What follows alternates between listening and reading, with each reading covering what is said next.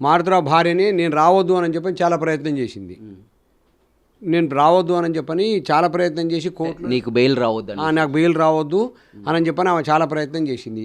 మా మా అక్కయ్య వాళ్ళు, మా బంధువులు, బయట వాళ్ళని నేను ఎప్పుడు ఇన్వాల్వ్ చేయను. నా కుటుంబ సభ్యులే, మా అమ్మ నాన్న వాళ్ళ జనరేషన్, మా అమ్మ నాన్నకు సంబంధించి మా అమ్మ నాన్న తర్వాత సంతానమే 60 మంది ఉన్నాం మేము. మా వాళ్ళు మాకు చాలు.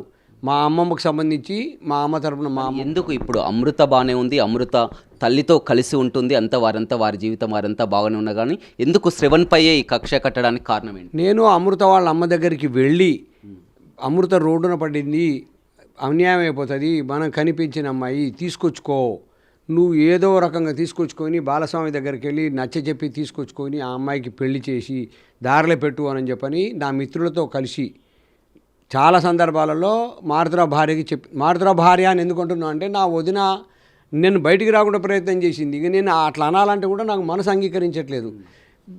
నా మీద నాకు ఆమెకి ఏమైనా గొడవ అయితే వ్యాపార పరంగా డబ్బుల పరంగా ఏమైనా ఉంటే అది చూసుకోవాలి, కానీ జైల్లో నుంచి బయటికి రావద్దు అని చెప్పని అంత దుర్మార్గంగా ఆమె మారుతురావు భార్య ప్రయత్నం చేసింది. మా కుటుంబ సభ్యులకు తెలుసు. వాళ్ళని అడిగినా వాళ్ళు చెప్తారు, అవును జైల్లో నా బిడ్డ చేసింది, నాకే సంబంధం అని చెప్పని తప్పించుకున్నప్పుడు మనం ఏం చేస్తాం? చూడండి సార్, నిద్రపోయేట వాళ్ళని లేపలేస్తాం, నటించే వాళ్ళని లేపలేము. వాడు నటిస్తూనే ఉంటాడు, నాకు తెలియదు, నాకు సంబంధం లేదు అన్నప్పుడు మనం ఏం చేయలేము, మనం నమ్మలేం. మరి దానికి దేవుడు ఉన్నాడు, నాకు అవకాశం ఉంది, నాకు అనుకూలంగా ఉంది, జడ్జి గారు రా మీరు నాకు బెయిల్ ఇచ్చిండ్రు.